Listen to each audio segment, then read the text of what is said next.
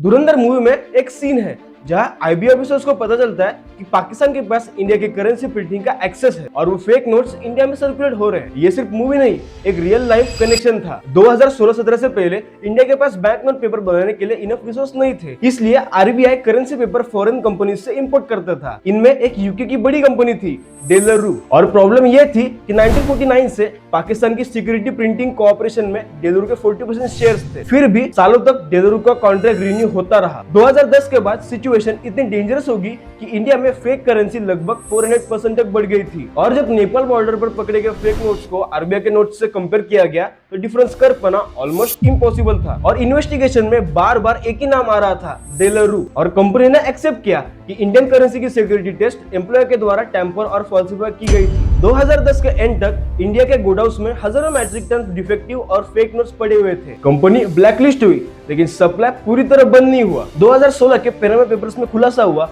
और पता चला कि डेलरू अपने शेल कंपनीज के थ्रू इंडियन एजेंट्स को 15% तक कमीशन दिया जा रहा था ताकि कॉन्ट्रैक्ट्स मिलते रहे। मतलब हम अनजाने में ही अपना पैसा पाकिस्तान के टेरर फंडिंग सिस्टम तक पहुंचा रहे थे। फिर 2016 में डीमोनेटाइजेशन आया और डिफेक्टिव और फेक नोट्स वापस ली गई और न्यू करेंसी इंट्रोड्यूस की गई। ये सिर्फ नोट बदलने का डिसीजन नहीं था, नेशनल सिक्योरिटी का ऑपरेशन था। अगर ये वीडियो आपको इन्फॉर्मेटिव लगी तो फॉलो या सब्सक्राइब जरूर कीजिए।